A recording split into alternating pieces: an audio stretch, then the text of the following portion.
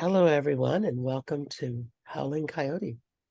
And I just want to acknowledge that I'm speaking to you from unceded territory of the Penobscot Nation, which is part of the Wabanaki Confederation. And I want to acknowledge their elders past, present, and future. And I'm thrilled to have Linda Liebenberg today. And I came across her while reading about spaces and places and some other interesting papers that she's written. And so I think it'll be a really interesting discussion. And Linda is at Dalhousie University in Halifax. And thank you for joining me, Linda. And please say anything more about yourself that you'd like to say. Well, Waylan and Lewis for inviting me to participate in one of these sessions with you. It's quite an honor to be able to share the work that I've been able to do with young people. And of course, it's a very big honor to be able to share that work with you.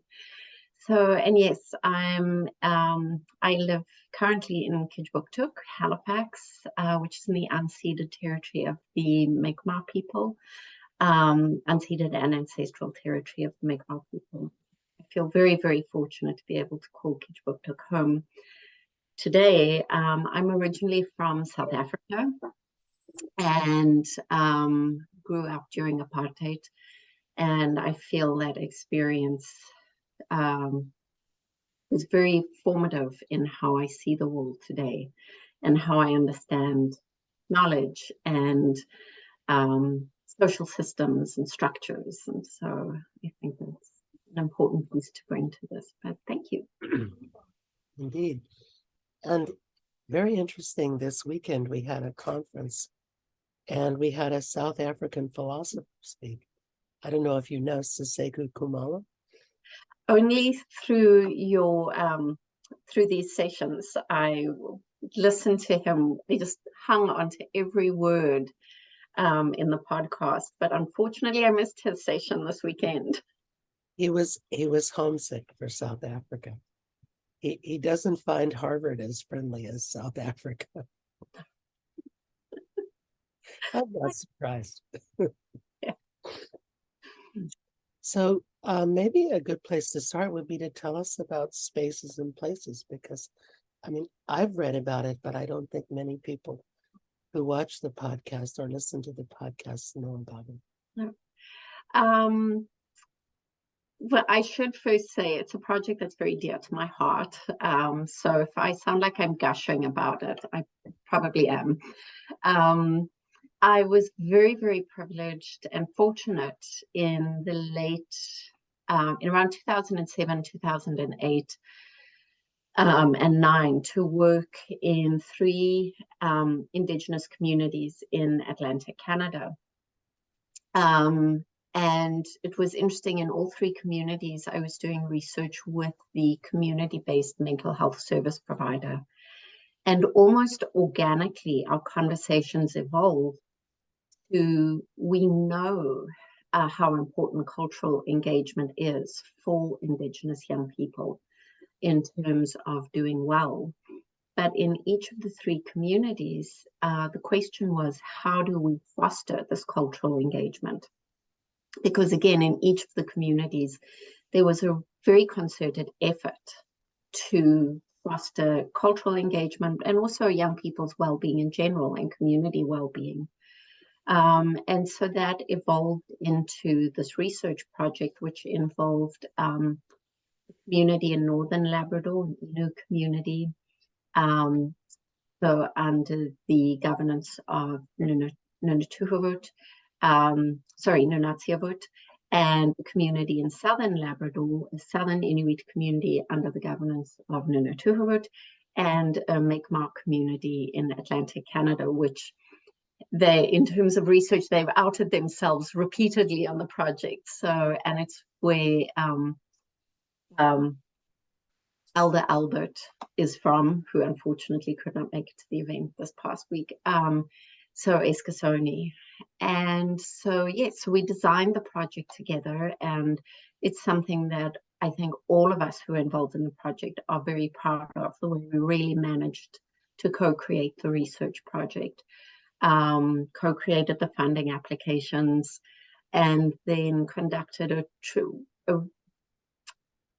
I won't say a truly, but a very participatory piece of research with young people from each community, where they explored the physical spaces and the relational, or the physical places and the relational spaces that support their sense of connection to their community and culture. And then in doing that, we could drill deeper into those reflections to understand what communities were doing that worked for young people, or that was challenging and not really working for young people. So, So what works for young people? It's surprisingly very simple, I think, and yet at the same time, in the words of Margaret Wheatley, I think we always like to overcomplicate things. Community, a sense of community, relationships, being a part of a community, having that sense that I'm part of something bigger than myself, and I matter in something bigger than myself. And that's something, it always came back to community. Young people have a very real desire, and this was in all three communities, and I've been very fortunate to see this in many other places. Young people have a real desire to participate in the world around them, in particular their communities. They want deep, meaningful connections with the knowledge holders in their world, with other adults, with their families. They want to play a role in what's happening. They want to play a role in decisions. And so it's about connection. That's what they want, is connection. And what did you learn from them that doesn't work? Curriculum. Yes.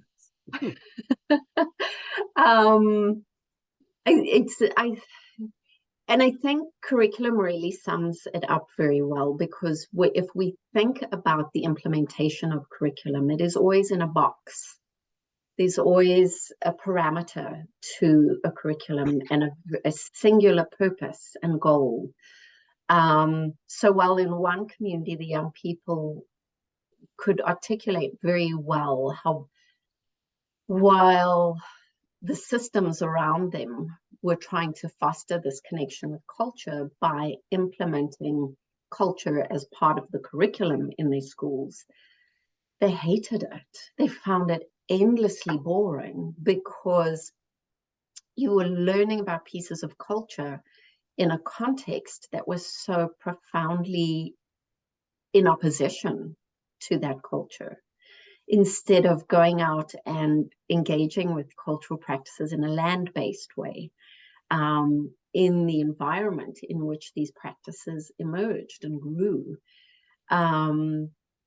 So there was the literal sense of, because school is so disconnected from cultural practice, school is very boring, and when you try and connect us to our culture in a school space, it just falls flat.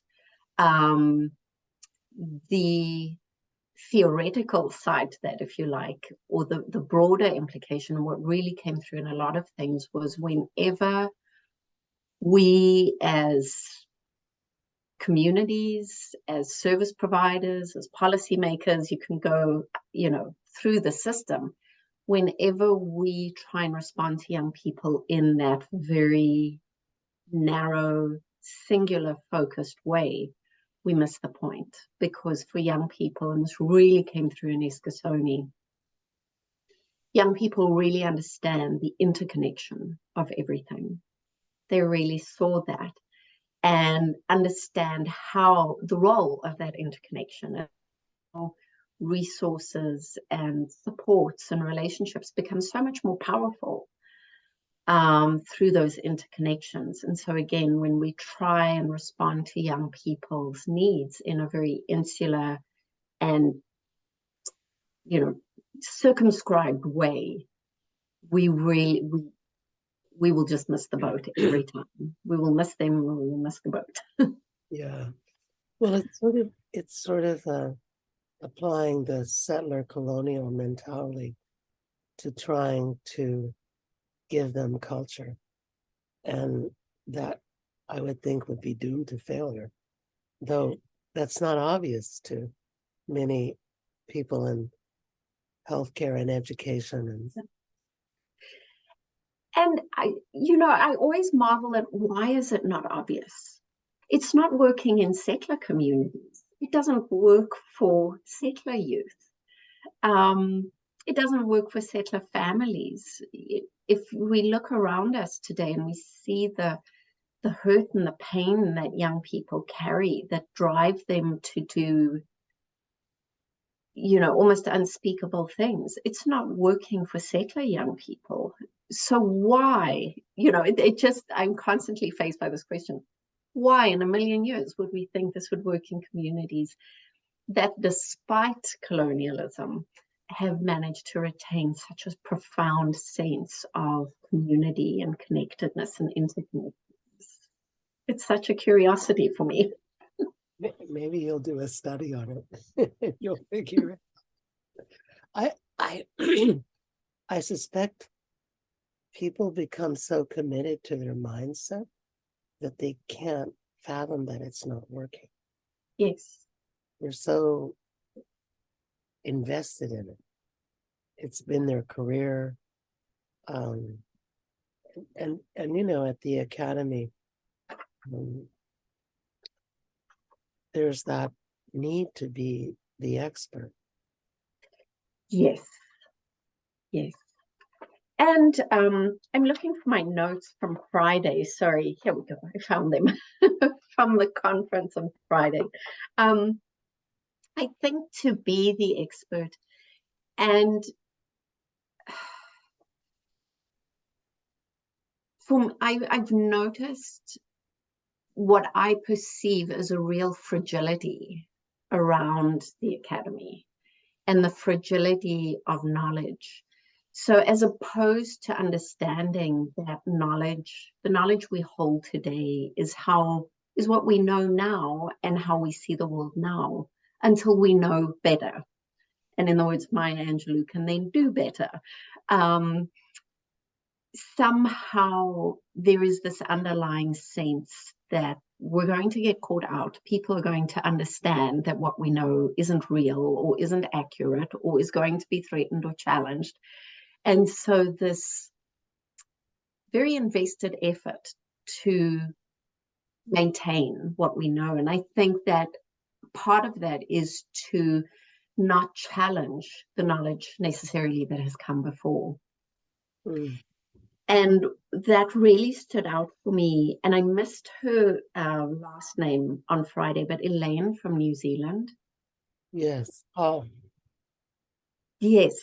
When she was talking about attachment theory, and I'm a big fan of attachment theory.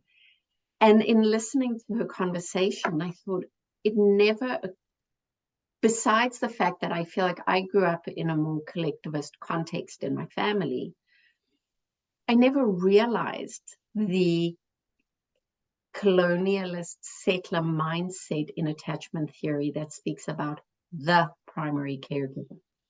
Mm-hmm. Mm-hmm. Right. As opposed to primary caregivers, those multiple relationships. And that was interesting for me because, as I say, from my own family background, that wasn't the singular was not my experience growing up, and it's not a framework I believe in. And yet I'd never made that connection and understood because again, I think we take that knowledge as fact as opposed to what's the best we know now. Right. I mean, I remember learning about the stranger anxiety paradigm, and it never occurred to me to question it. When I heard her speak at the International Childhood Trauma Association conference in Melbourne, and it was just like an aha moment. I was like, well, duh, of course it wouldn't work in a Maori context. Like, who would have thunk it? And there's, you know, there's so many things that we take for granted in science or medicine or psychology that can be questioned from an Indigenous perspective. Yeah. Need to be questioned. And it's good that people are out there raising these questions like that. And yeah, and I think it's this whole idea of belonging, that spaces and places generated. I mean, in some ways it seems so obvious because, I mean, if it weren't obvious, it wouldn't be what the US military uses to recruit people. Exactly. Yeah. Like they figured it out. It's that same sense of belonging, sense of purpose, sense of contribution that will draw young people who are being marginalized, who are being silenced, into, for example, spaces where gangs are welcoming and where gangs provide an opportunity to contribute, to protect community or provide for family. The same with paramilitary groups. And again, we see this the world over. We see this across contexts and cultures. And again, we don't stop and say, what's missing in our communities? That mean, what's missing in the way our schools are structured and the way our communities are structured that tell young people they're not welcome and they need to be passive and not engage when we know that's what they want desperately, and they will gravitate to and make use of the opportunities that get made available to them. Mm-hmm. Mm-hmm. Yeah. And so what changed on Eskasoni as a result of spaces and places? What are they still doing? What did they put in place that's still happening? Well, Spaces and Places in Eskasoni was interesting because, as we say in the article, elders in the community from about the late 70s had already initiated and sort of activated a reclamation and a rejuvenation of community, Mi'kmaq community and culture. And that really stood out in what the young people shared was not so much what they need, but what they're getting from the community. And that was very powerful. And so again, the way the school is seamlessly part of the community. Again, it's not a demarcated space with a fence around and a sign up saying no trespassing outside of school hours. Young people are welcomed onto the courts and into that space. So that's a small example. I was really struck when the young people said if they were in a tangle, the person they would go to is the RCMP youth liaison officer. I mean, in most communities in the world, that's not what young people are going to say. And in Indigenous communities, in a Canadian context, that's absolutely not what you expect to hear young people say. So by the time we did the research, there was already so much of this integration within the community, across formal service providers and between service providers and the community, and this very real push to recreate a social network and structure that was very inclusive. And young people could really point to examples of that. But because of the work, what was wonderful, so the first thing was the youth were invited to paint a mural of the findings outside of the then mental health crisis center. In the interim, they have a beautiful new health center, and so the mural's not there anymore. But But the mural absolutely reflected what young people had found in the research. It integrated all the themes. And the director of mental health services said to her staff, if you ever forget what it is we're doing, go take a coffee break outside and look at the mural. So there was this very practical reminder. It also, we heard anecdotally that it helped shift the space for clients, because as they were coming in and they would see this mural, and it was beautiful, it really shifted the dynamic of the space they were coming into. Because with funding and how we see mental health, again, I think as a global society with stigma attached to it, this is an area that is generally underfunded. And so often, and again, this people spoke about this on Friday, how often mental health spaces are quite awful. They're in and of themselves, those spaces are depressing and anxiety producing. And so this space immediately became very warm and welcome. So it reinforced what the community was doing, reinforced specifically what was happening in Eskasoni mental health. But additionally, a year or two later, the community became part of a national adolescent mental health research project in Canada that was in part funded by the Graham Beck Foundation. And in part, as part of Spaces and Places, the young people, we were just messing around one day. And I said to the youth, if you had $1 million to spend on the community, what would you do with it? And they started with, oh, we'd build a sports dome. We'd build a sports dome. But once they sort of settled down into the conversation, they started by saying, oh no, we need a library, because we need, with overcrowding and internet instability, we need a space that we can do schoolwork after school. And then they built on that, and they said, but we also need a coffee shop. One young man in particular said he needed somewhere convenient to go on a first date because to go into the nearest town was a terrible inconvenience. And if they had this coffee shop, they could start a social enterprise and they could work there. And then some of the young people also said, yes, but we need a space, an indoor recreational space where we can do different things like judo. And they literally designed this multi-purpose space for youth in the community. And because this was such a collaborative research project, staff from Eskasoni Mental Health were sitting in the space. And they listened to the young people, they heard the young people, and they respected the young people. So when this new research project came along, the Graham Beck Foundation made money available to each community to build a youth-focused space. And the space that was built in Eskasoni was the space that the Spaces and Places youth had designed. Wow, that's very exciting. It's quite something to stand in a space like that with a group of young people looking around and they're saying, we did this. Yes, indeed. Yeah, we drank this.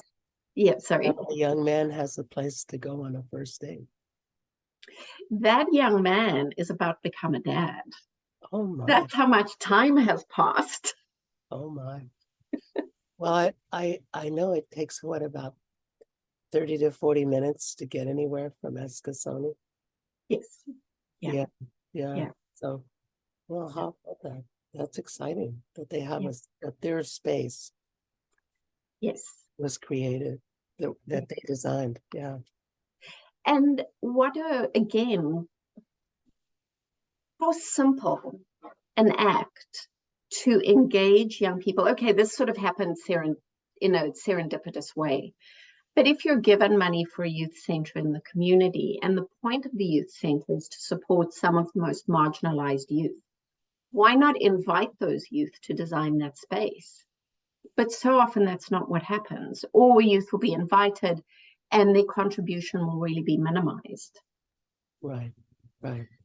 Yeah, and it's a funny thing. It's part of that experts know best paradigm that doesn't work. I mean, it's bottom up is what works and not top down. And yet it's, as we mentioned earlier, it's so hard for I suppose people in power to realize that they don't know best. Yeah. I mean, and that's the whole point of community-based participatory research, I think, is that it develops from the ground up and Yeah. not top down. Yeah. You know, the one place where I saw that in action that I found impressive was when they built the University of Northern British Columbia. They decided not to pave any sidewalks for a year and to just wait and see where people walked and then pave those paths. And I thought, brilliant. I mean, Yes. who knew that engineers and planners could be so smart? Exactly. Exactly. You know, let go and see what happens. Right, Yeah. right, right. Yeah. Yeah. Well, that's really exciting. And I know that Albert Marshall must have been pleased with all these developments. Well, I think a more, the youth center was a very linear outcome from Spaces and Places. Mm-hmm. But I think a very interesting outcome was once young people have been given the space, or I should say these young people who were in Spaces and Places in Eskasoni, once they have been given that space to participate and to realize that they were respected in that space. And a lot of them have commented on this, that it wasn't tokenistic. It wasn't, they were taken very seriously. In fact, some of them have commented on the fact that if they had known they were going to be taken so seriously, they may have taken the process more seriously. But I really have appreciated the authenticity of the process and where that has led to ultimately. When Spaces and Places was complete, we were very fortunate to be invited onto, again, a project that was taking place across Canada and in South Africa, focused on sexual and gender-based violence, targeting, in a Canadian context, Indigenous young women, and in the South African context, Black young women.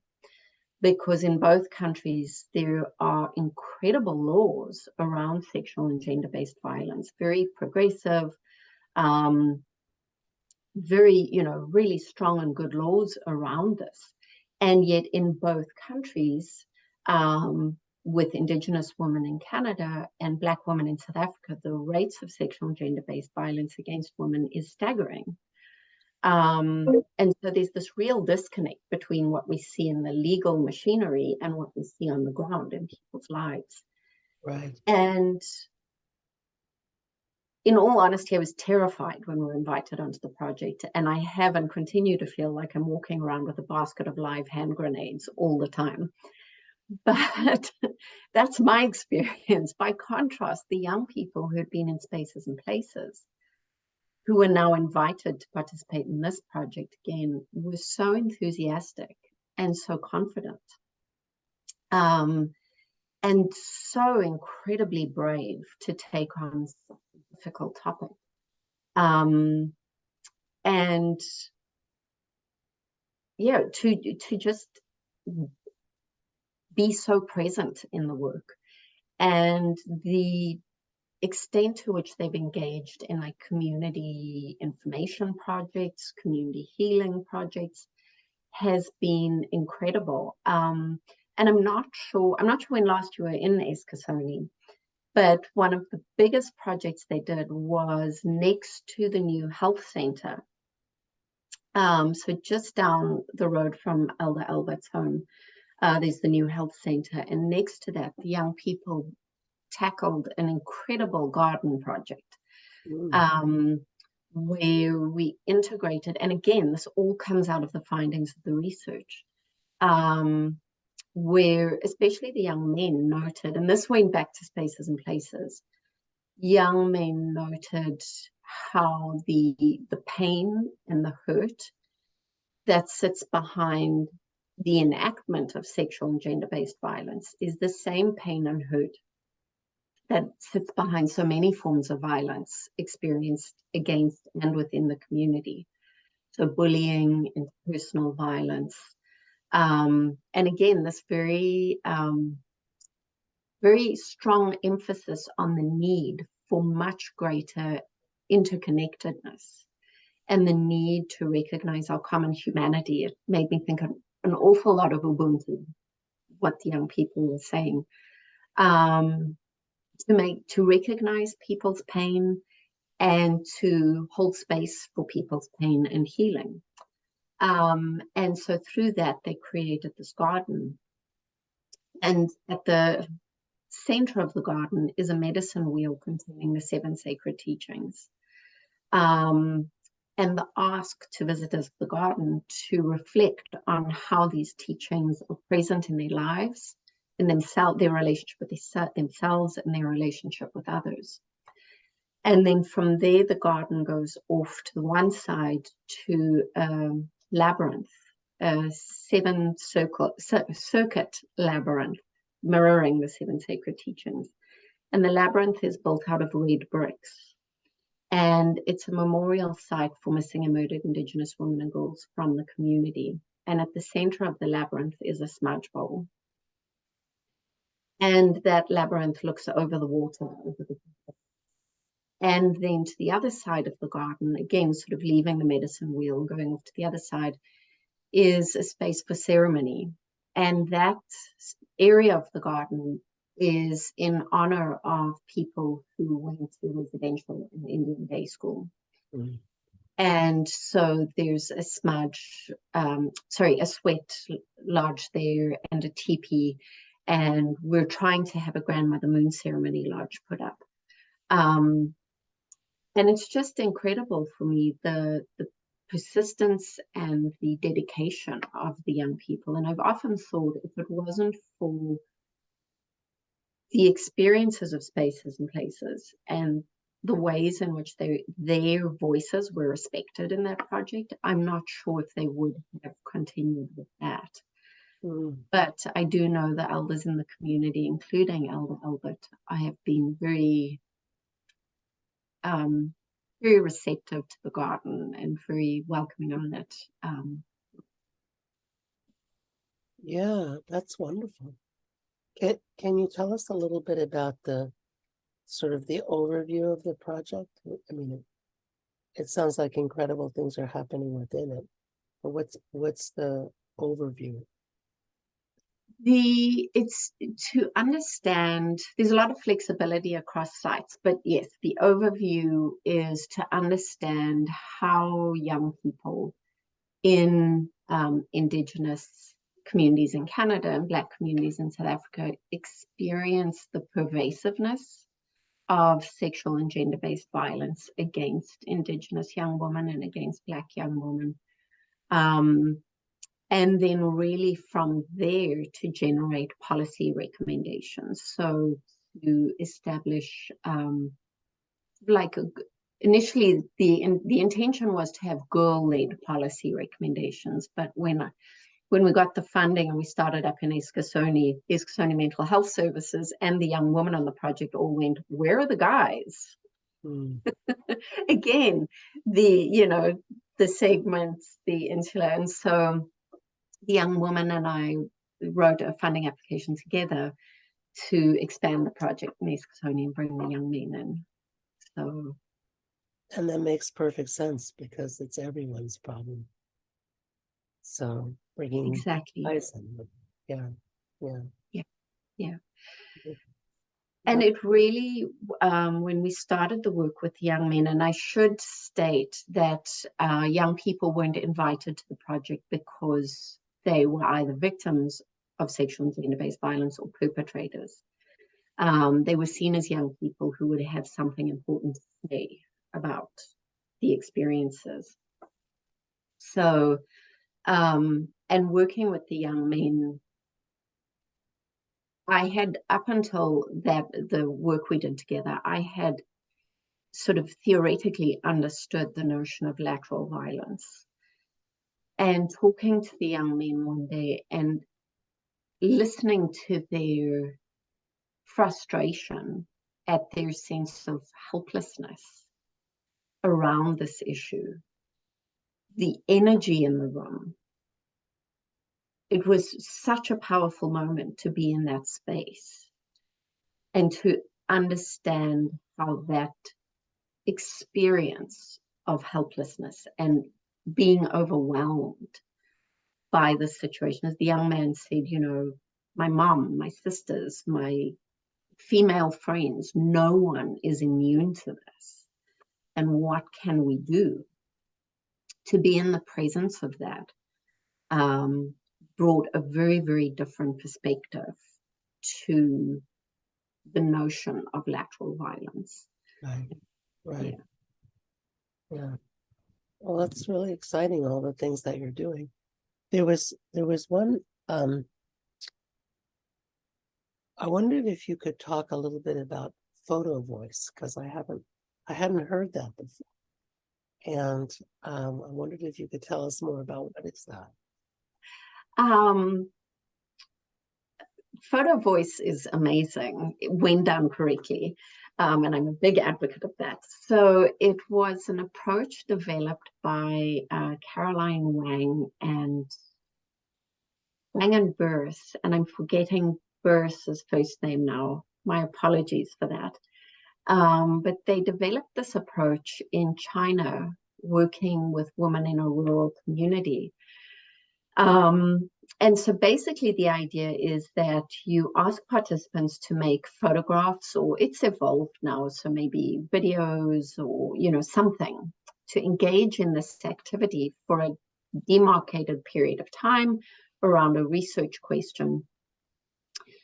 And the purpose of that process is to get people to start reflecting on the taken for granted in their everyday lives. So that's sort of, and that's also why people have moved beyond photographs, because sometimes other approaches will work better given the context or the question. But it's just looking at your everyday life from a different lens, if I can put it that way.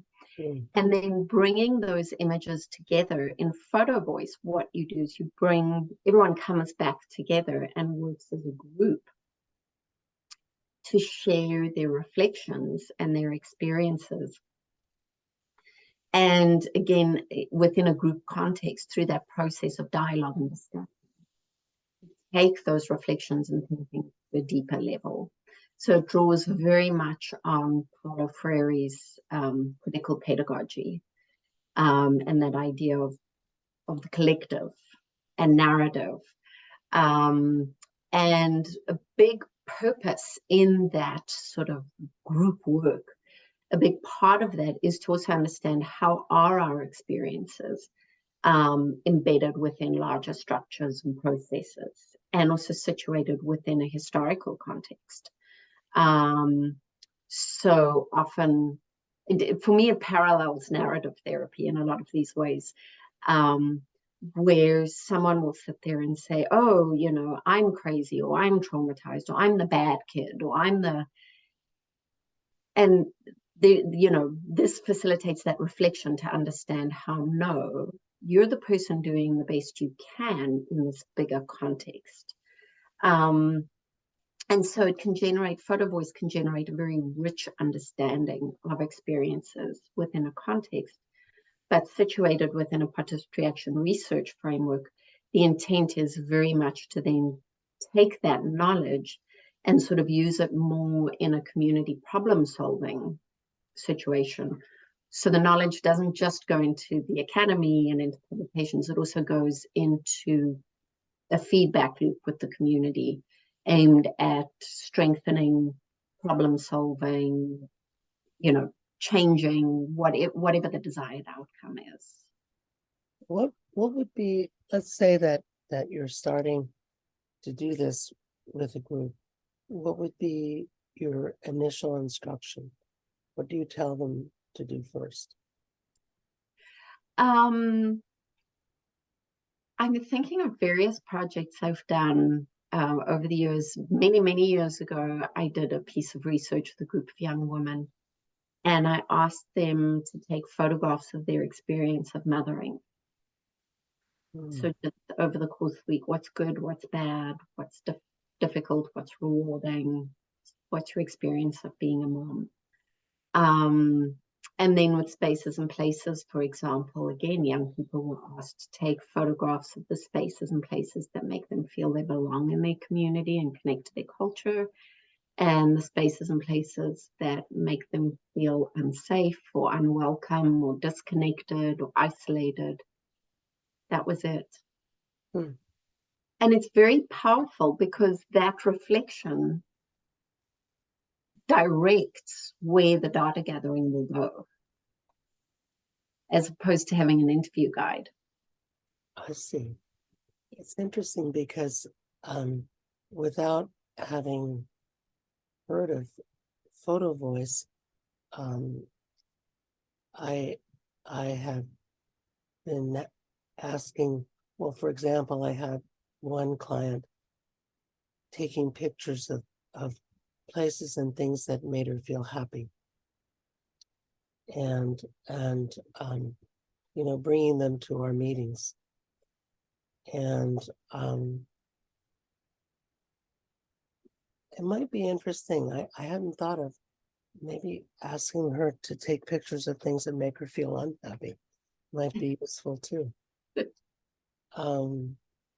But yeah, I've done that without knowing it was a thing, you know, of just having people go out and like we would have medical residents go out and take pictures of things that reminded them that they had a life outside of medicine. Yes. Yes. Yeah. Yeah. Yeah. Interesting. Years ago, there was a project. Oh, and I'm going to forget the names of. Rich Chalfin was one of the researchers, and it was the Boston hospital, I think. And they started video intervention assessment, is what they called it. So it wasn't participatory and it didn't have that critical pedagogy component. It was a qualitative research approach. And what they asked young people to do, and this was in the 80s, so picture it, they gave young people, inner city youth, VHS or beta video recorders. So, and the young people were all clients, patients at the hospital and lived with asthma. And they asked the young people to make video diaries of their experiences with asthma. And some of the publications that have come out of that are so powerful, especially where they were doing interviews with doctors, the research team, and the doctors were saying, you know, I don't understand, these kids have asthma and they're getting cats as pets, or they're doing these things that aren't healthy for them, and it's so frustrating. And then the children were coming back with these video diaries of their lives, their everyday experiences living with asthma. And it was just so illuminating. And I can't remember the details of it now, but it was so illuminating as to actually, I'm 10 years old. This is my life. This is my reality.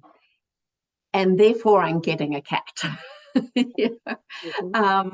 And just made so much sense. And, you know, one of the things that came out of that, again, thinking back to spaces and places, was, you know, doctors saying, oh, we had no idea. And you think, well, if you just spoke to the young person, you know, instead of being the expert doctor towering over them, what if you just engaged with them on a more human and personal level and tried to understand their experiences and their needs, you know?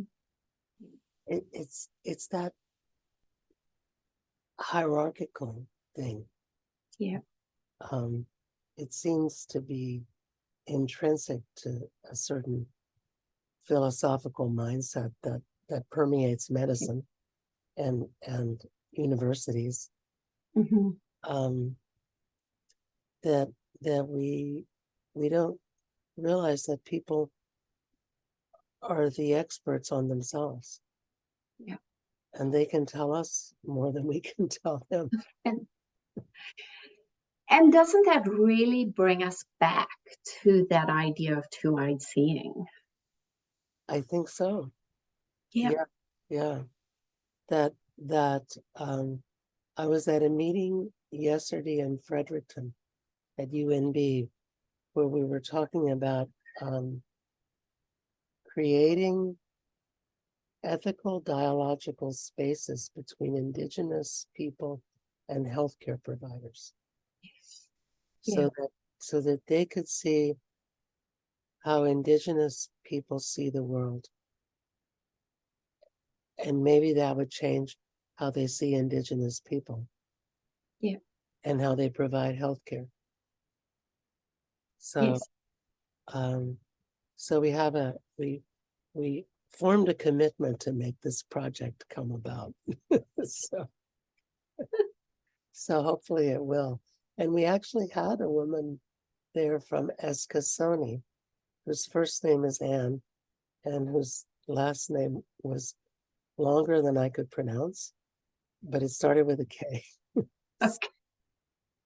And she has 3 children, and they all play hockey.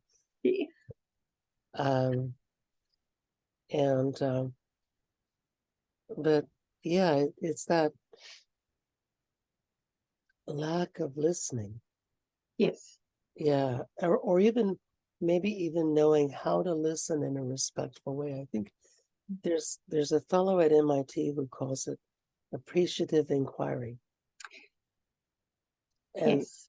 yeah, and I think um, it's what we need to work on with so many experts. Is that sense of just being curious about how how other people see the world differently than they do. Yes. Yeah, And being okay with that, I think is a very important part. That it's that it's those multiple perspectives. It's like a prism, right? And light coming through it. It makes the world a much more interesting place that we don't all hold the same views. But when we can't step back and appreciate and feel it's okay for people to see through green hues when I see through, blue hues, we miss that beauty and that richness. right. It's the richness of diversity. Yeah. In this sense, diversity of perspective. But Mm-hmm. but I think diversity does give us richness that some people feel frightened of that richness. Yeah. I mean, we certainly see that in the United States these days, that some people want to squash diversity and homogenize Yes. country. Um, so um, so that's interesting. And I hadn't thought of using photography as a research tool, but it seems obvious now that I read your paper. Um, but um, a colleague and I are wrapping up a paper on we're comparing Cherokee manual medicine to American osteopathy, and we used videos as of the work and showing them to people Mm-hmm. as a means of data analysis. And it seems like, yeah, we we could easily expand into using photography or everyone has smartphones now and with amazing cameras. Yes. And we could easily incorporate that. And I hadn't thought of that before. So that was something that your paper brought out for me was oh, That's another way to collect information. Yeah. It's interesting because actually my PhD was in sociology and research methods, and it was very much informed by my experiences managing a project during my master's degree in South Africa. All my studies were in South Africa, and it was a qualitative study, and I was really struck by small differences in how we use language and meaning, and what was being missed as a result. And I was also struck by the woman that we were doing the research with, how they struggled to talk about their lives because they were so marginalized and so oppressed and so silenced that the notion of talking about their experiences was quite foreign to them. And so that's when I started looking at something like photography as a means of supporting our qualitative research. And there was looking at elicitation work. So it's literally the act of taking photographs that becomes the interview guide and doing an individual research interview about the photographs. So again, it's outside of that participatory action research framework. It's a one-on-one experience. And so I was interviewing, that's why I was interviewing young women around being a teenage mom. So I was doing interviews with them about the photographs, the experiences of mothering, but I was also doing interviews about their experience of the research process. And that was my PhD work. And it was interesting because, again, the young women, all of them, found it very funny that I was interested in their lives. That was very amusing to them in the beginning. They also, before they'd taken any photographs, they really struggled to talk about motherhood and their experiences. And after they had taken the photographs, their insights. I remember one participant saying she found herself just taking photographs in moments and not knowing, like she didn't think about what she was doing. And afterwards she would walk away and she'd think, why did that moment matter to me? Why did it matter enough for me to take the photograph? And this was still with film cameras, and they had 24 exposures. So, you know, it wasn't a cell phone where you could just click away. And so why did I do that? And then the thinking that came from that, you know, the richness and the insights. And I heard that in young women coming back and say, one young woman came back and she said, I'm a good mother. I thought I was a terrible mother. I thought I was a delinquent because I was a teenager. I'm a good mother. And she wasn't, they were all good mothers. They were all phenomenal mothers. They were phenomenal women. You know, so those kinds of insights that were coming out. But I found that comment really interesting, that in the moment, I didn't know why I was taking the photograph. But when I thought about it, I realized this is why that moment was stressful. This is why that moment was important. So. Yeah, you make me think of a possible add-on to our assessment process or intake process for new clients. And it could be to ask them to take some photographs that would help us understand how they feel. Yeah. And because the language is so difficult these days. You know, people come to see me and they say, my bipolar is acting up. And I'm like, and what does that mean? Like, what's going on? and it's hard for a lot of people to describe what it is that they're actually undergoing. Yes. That someone gave them a label, and so they just subsume everything under that label. Mm-hmm. Mm-hmm. And it becomes a kind of garbage bin full of all kinds of different emotions and experiences that they call their bipolar. Yeah. I'm going to try that. I think you've inspired me to try something we've been trying to decolonize our initial contact with people. Yes. And one of the main things is that we get their life story before we do the standard psychiatric interview. Mm-hmm. Mm-hmm. And what I find is that I mostly get all that I need, and I don't have to do much of the standard interview. But I know a whole lot more than I would have known from the standard interview. And adding some photographs to that could be really powerful. Yes. Yeah.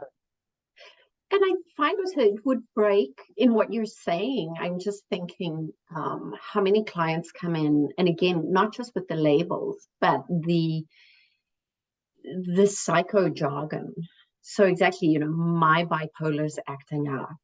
It's an but when you actually try and unpack things, and if you ask a client, how did that make you feel? For example, oh, bad. So personal vocabulary has become so restricted, but that garbage bin for me, that's so full of jargon, that's out there, but what does it mean? I found I'm sending an incredible number of clients the emotion wheel, and I found one for children, and I thought I'm going to start there, because the full emotion wheel, I think it could be overwhelming. But again, how to step outside of that, the professionalism of, the psycho world, psychotherapy, psychiatry, psychology, Mm. and actually get back at what's going on in you. What are your experiences? What are your, yeah, and reframing it. Let's put bipolar aside for the moment. Let him Right. sit over there and be quiet. Right. Put him in the corner. Yeah. Yeah. Well, and one of the things that we talked about at the conference, some part of it, was was continuing to think about, so what would mental health look like if it were indigenized? Like, what would indigenous paradigm of mental health be? And it it would probably be about lived experience, and not about these nouns that no one knows what they mean anyway. Yes. But yeah, an individual lived experience, that sort of question of, how are you suffering? In what way are you suffering? Like, what's Yeah. your suffering like? You know, how can I understand how it is that you're suffering? Mm-hmm. And what label will I stick on you? Yeah. Yeah. I find Renee Linklater's work is so powerful in that regard, that she really, she, she really pulls you out of that academic knowledge mind frame and makes psycho work very human. Yeah. Yeah. Which I think is interesting, because I think in a lot of ways that's what Rogers was trying to do, was sort of say, step outside of all that, just listen to someone, just be with them where they're at. But somehow, yeah, but she just communicates that so powerfully. Yeah, she does. She does. Yeah. Really good. Well, we're getting to the end of our time together. Is there anything that you wanted to pass on to people that you haven't said yet? Or Yes, actually. And I'm sad that somehow this didn't come out right in the beginning with, what did we learn in spaces and places?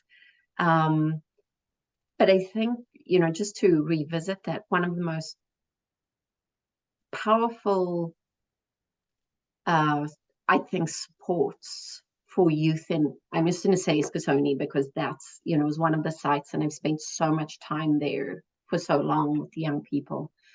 And they're so articulate, and that they were so confident and articulate. And those characteristics I put down to the elders in the community who over time have really engaged in two-eyed seeing. And the respectfulness, so, here we go into the 7 sacred teachings, but that respect for young people to say, yes, our culture is crucially important, but in order for our culture to survive and in order for our culture to be the kind of support it can be for young people, we need to be flexible in that. And so really making that space for young people to integrate pieces of settler culture or the dominant culture, integrate the pieces of that into their daily lives that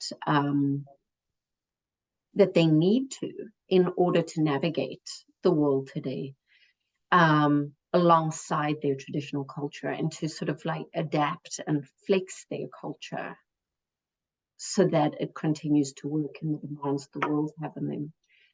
And it's interesting because I was actually speaking to a young woman this morning, and she was talking about how, because of the respect her father gave to her and her siblings, they've never had the need to rebel.